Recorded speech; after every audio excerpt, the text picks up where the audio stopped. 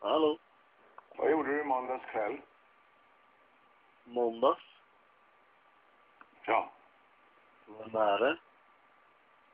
Du kanske tror att det är grannkärringen? Vad sa du? Du kanske tror att det är grannkärringen? Nej, det tror jag inte. Vem är det?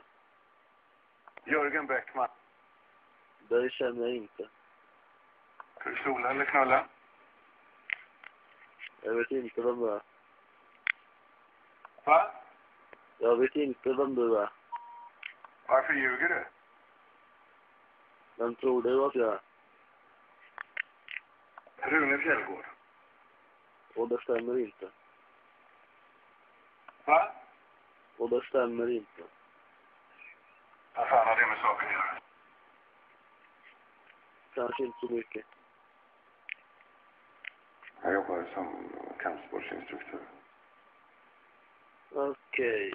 Men nu lägger jag på.